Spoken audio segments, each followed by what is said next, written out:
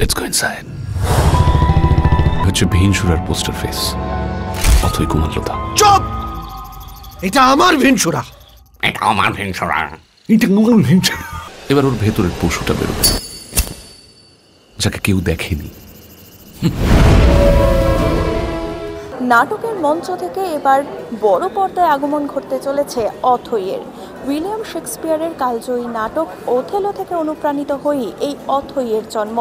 প্রকাশ্যে এলো অথইয়ের ট্রেলার। কে কে ছিলেন এই ট্রেলার লঞ্চে এবং এই অথইয়ের কলাকুশলীরা কি বললেন এই অথই নিয়ে, চলুন দেখে নেওয়া যাক। 2016 সালে নটধা নাট্য দলের প্রযোজনায় অথই নাটকটি সাড়া ফেলে দিয়েছিল চারিদিকে। অনির্বাণ ভট্টাচার্য, তুর্না দাস, অর্ণব মুখোপাধ্যায়, জয়দেব ঘোষ প্রমুখের অভিনয়ে এই নাটকটি মঞ্চস্থ হয়। উইলিয়াম শেক্সপিয়ারের ওথেলোর একটি বাংলা নাট্যরূপ দিয়েছিলেন পরিচালক অর্ণব মুখোপাধ্যায়। পৃথিবীর বিভিন্ন জায়গায় বিভিন্ন ভাষায় মঞ্চস্থ হয়েছে এই নাটক। এই নাটককেই এবার বড় পর্দায় নিয়ে আসছেন অর্ণব মুখোপাধ্যায়। এখানে পরিচালকের দায়িত্ব যেমন তিনি সামলেছেন, তেমনি ক্রিয়েটিভ ডিরেক্টরের দায়িত্ব সামলেছেন অনির্বাণ ভট্টাচার্য। ছবিতে অথই লোধার ভূমিকায় দেখা যাবে অর্ণব মুখোপাধ্যায়কে।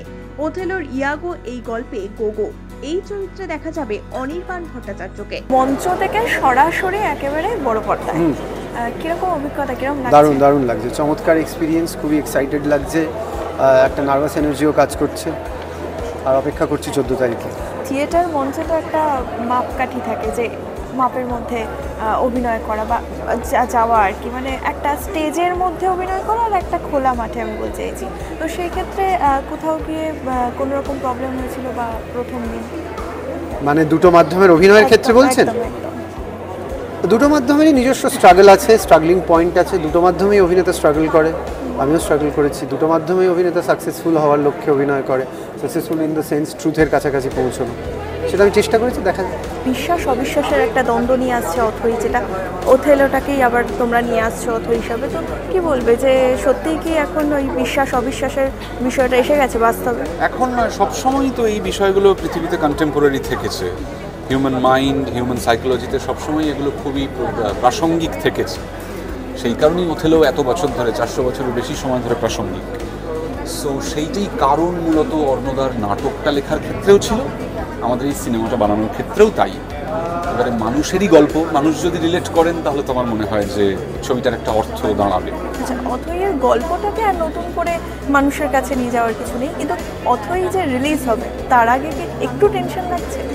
হ্যাঁ, খানিকটা তো লাগছেই। ছবি রিলিজ হলেই একটা টেনশন আমার ইদানিং হয়, বয়স যত বাড়ছে একটা টেনশন হয় যে কেমন হলো, করেছি কীরকম সেটা জানি, মানুষের কেমন লাগবে, ভুল ত্রুটি কতটা হলো, সফল কতটা হলাম, এগুলো নিয়ে চিন্তা হয়।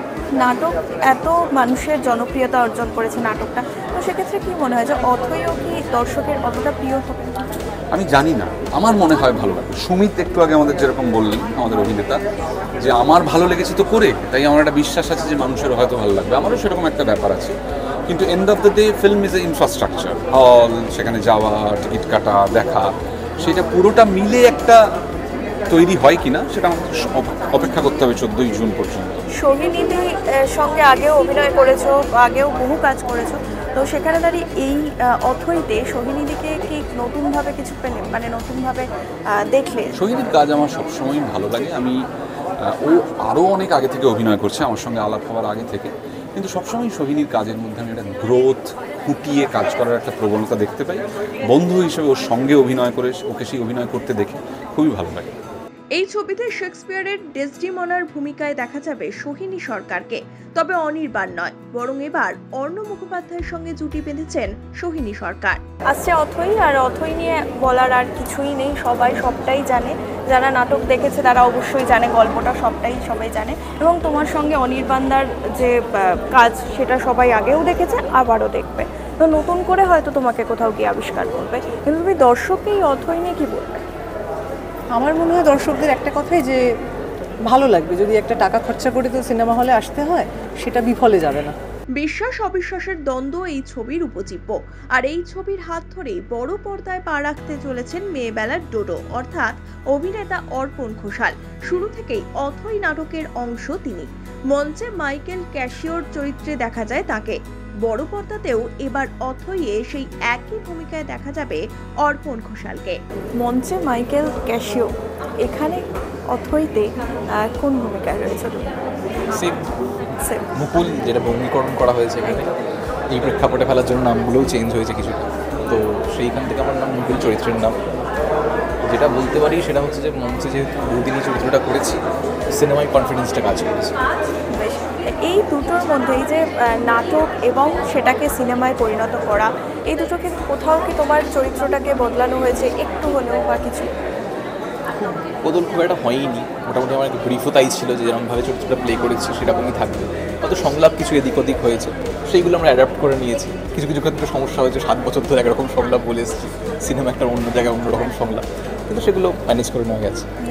আর সোহিনীদি এবং অনির্বাণদা, অর্ণদা তিনজনের সঙ্গেই তোমার আগেও কাজ, এবারও সেম, তো এই কোথাও গিয়ে কি খুব সহজ হয়েছে বিষয়টা অথইতে অ্যাক্টিং করাটা? সহজ হয়েছে বলতে মানে এই পরিস্থিতিটা এমন তৈরি হয়েছে যে খুব রিল্যাক্সভাবে এবং খুব কোঅপারেটিভভাবে কাজটা করা গেছে, এবং এই মানুষগুলো যেহেতু আমাকে চেনে, আমার কি ড্রব্যাক বা আমার ভালো দিকটা কি জানে, তারা সেইভাবে আমি হেল্প করতে পেরেছি। অথই তো রিলিজ করছে, তো একটু কি টেনশন লাগছে? একটু কি টেনশন আছে? টেনশন আমার খুব একটা নেই, কারণ মানুষ যদি দেখেনি সিনেমাটা তাদের ভালো লাগবে, মানে এই কনফিডেন্সটা আমার মধ্যে কাজ করছে। আমি না অনির্বাণদা টেনশন করছিল, এখানে পাইচারি করছিল ট্রেলার লঞ্চের সময়, কিন্তু আমি খুবই কনফিডেন্ট। অথইয়ে একটি বিশেষ চরিত্রে দেখা যাবে অভিনেত্রী মিমি দত্তকে। অথইয়ে তার অভিনয় করার অভিজ্ঞতা কেমন জানালেন অভিনেত্রী। অথই আসছে, এখানে তুমি বললে যে নাটকে তুমি অভিনয় করোনি, এখানে করছো, কিরকম লাগছে অনির্বাণদার সঙ্গে কাজ? দারুণ দারুণ এক্সপিরিয়েন্স। অথই এমনই একটা ছবি যেটা আমার মনে হয় যে একটা এক্সপিরিয়েন্স করার মতন। আর এটা শুটিং করতে গিয়ে কখনোই মনে হয়নি যে আমি এই থিয়েটারটাতে মানে পারছিলাম না বা আমি ওদের দলের কেউ নই, এটা কখনোই মনে হয়নি। একদমই আমি একমাত্র যে দলের নই, বাকি সবাই এখানে দলের অভিনেতা অভিনেত্রীরাই কাজ করেছেন, যারা মানে যারা অথই নাটকটার সাথে যুক্ত তারাই কাজ করেছেন। তো আমাকে বাইরের থেকে ওনারা সিলেক্ট করেছেন, আমার ওয়ার্কশপ হয়েছে এবং আমার মনে হয়েছে প্রত্যেকটা মুহূর্তে এত ভালো এক্সপিরিয়েন্স, এত শেখার এত কিছু ছিল। অনির্বাণদা, অর্ণদা, ওনারা যেরকম যেই মাপের শিক্ষক, এই লার্নিংটা আমার মনে হয় সারা জীবন আমার সাথে থেকে যাবে। এই অথই যতদিন থাকবে, তো আমি যতদিন থাকবো ততদিন মনে হয় যে এই অথই পুরো জার্নিটা আমার মনের মণিকোঠায় থাকবে। এটা একটা ওয়ান্ডারফুল এক্সপিরিয়েন্স। সোহিনীদির সঙ্গে এক্সপিরিয়েন্স কীরকম? সোহিনীদির সঙ্গে ভীষণই ভালো এক্সপিরিয়েন্স।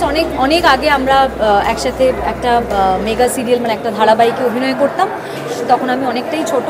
তারপরে ব্যাক টু এই ছবিতে পাঠ করা, এত আন্তরিক, এত ভালো অভিনেত্রী, আপনারা সবাই জানেন যে ভীষণ ভালো অভিনেত্রী, ঠিক সেরকমই একজন খুব ভালো মনের মানুষ, খুবই আন্তরিক। আমাকে কারণ কি মেয়ে খুব বেশি ছিল না, কাস্টিং মেয়ের সংখ্যা খুবই কম, মানে মহিলা খুবই কম চরিত্র এখানে রয়েছে।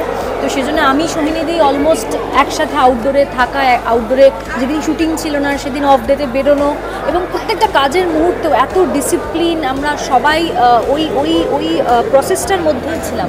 তাই জন্য আমার মনে হয় কাজটা করতে আরও বেশি সুবিধে হয়েছে, আরও ভালো হয়েছে। নিজের বিশ্বস্ত মুকুলের সঙ্গে স্ত্রীর পরকীয়া বীজ অথইয়ের মনে ঢুকিয়ে দেবে গোগো। সেই বীজই একদিন বটবৃক্ষ হয়ে ভেঙে চৌচির করে দেবে অথইয়ের সাজানো নীড়। অথইয়ের অন্তরের পশুকে জাগিয়ে তুলে এক অদ্ভুত সুখ গোগোর অন্তরে, কিন্তু কেন? সেই উত্তরই মিলবে ছবিতে। মানুষ মানুষকে ভালোবাসে না, ঘেন্না করে। মূলত বিশ্বাস অবিশ্বাসের এই দ্বন্দ্ব নিয়েই আগামী 14ই জুন বড় পর্দায় আসতে চলেছে অনির্বাণ ভট্টাচার্য এবং অর্ণব মুখোপাধ্যায়ের অথই। ক্যামেরায় কল্যাণ শাহর সঙ্গে মোহনা বিশ্বাস, ওয়ান ইন্ডিয়া বাংলা, কলকাতা।